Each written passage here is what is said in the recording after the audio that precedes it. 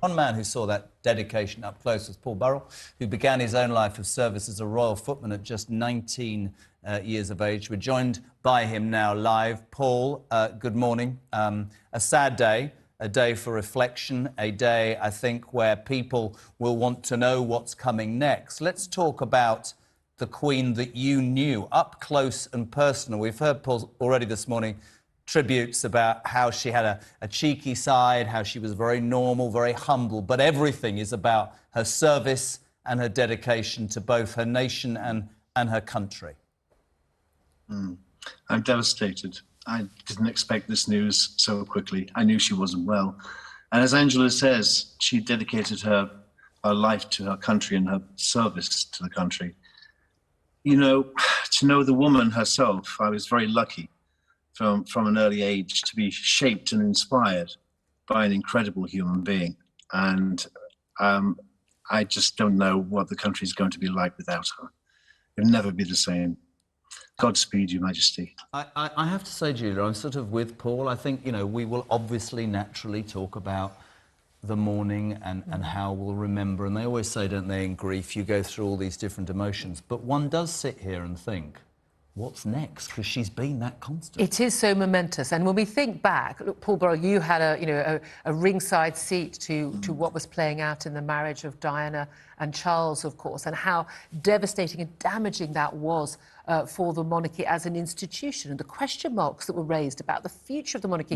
One of the things that's very obvious that she has done in recent years, the Queen, is to basically solidify, to cement her legacy, and for Prince Charles, and talking about him, you know, being the next king, but also the role of Camilla as his Queen Consort. What did you make of that when she made that statement at the Platinum Jubilee?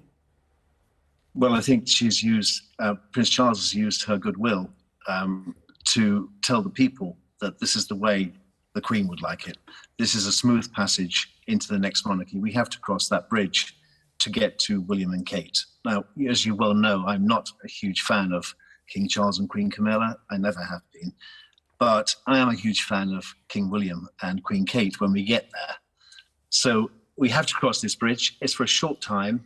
It is a constitutional monarchy. The Prince of Wales... Oh, goodness me. I think we may have lost that line. Oh, Paul he's Burrell back. is He's okay. back. He's back. Sorry. I'm sorry. That's okay. The tech glitches affect us on every day. Don't worry. I think we're all used to this. And even the Queen probably had some of her Zoom connections. There was an amazing... Did you see that with her when she went, oh, you're there? Amazing, when she did Zoom. Yes. I know you're not a fan, Paul, of King Charles and Queen Camilla. I would venture the other side and simply say that maybe one of the things that the Queen's legacy teaches us all is that time and things move on, and I would prefer my king to be happy.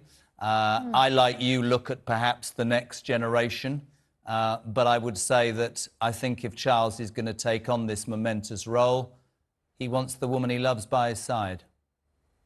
Yes, I agree with you, and we all have to move on. I have moved on in my life too. But I think things will never be the same. And as Angela says, the Queen was measured. And when she spoke to her prime ministers, she would say things like, do you think so? Do you think that's the best way? And that's how the Queen tackled difficult situations. I think the Prince of Wales is very different. Sorry, I still keep calling him the Prince of Wales. The King is very different, and his approach will be very different. His mother always wanted a smooth passage. She always wanted a quiet time. She didn't want fuss in the family. She didn't want upset in her family. And how significant... She wanted... Apologies, Paul, but how significant do you think it was that she wanted to be seen as being in good health, as still being able to carry out her duties, even in the final days of her life? It was obviously very important to her that she didn't want to do a public event if she had to be in a wheelchair, and she clearly didn't like even using a cane, even though at 96 no one would have expected anything else. But it was so important for her, wasn't it, to be seen as this figure of strength still? Yes. Her dignity was still there at the end. You didn't know that she was using a wheelchair inside Windsor Castle and Balmoral, and you didn't see these things. She didn't want you to see these things. She wanted to retain her dignity, and she wanted to go out strong, and she did. And I think to die at Balmoral is significant because she loved Balmoral.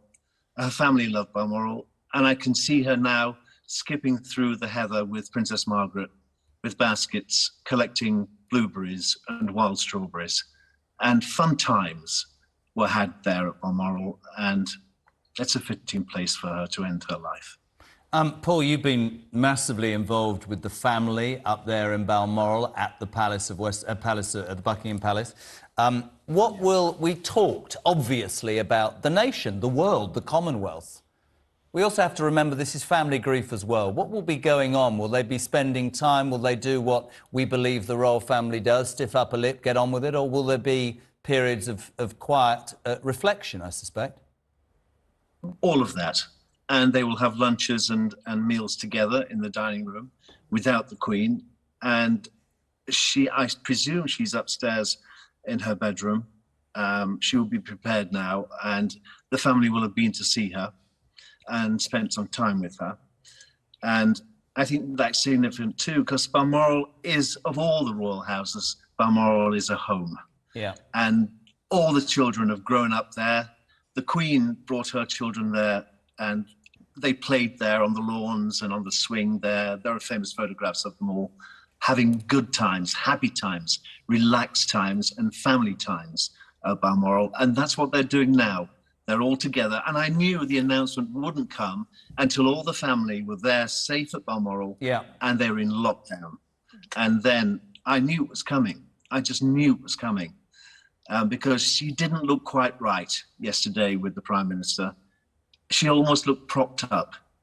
And I could see everyone behind the scenes sort of putting her in her place. And then when the Prime Minister left, taking her down again and putting her back in her room. I knew she was looking so frail and so poorly at that stage. Paul, thank you very, very much indeed.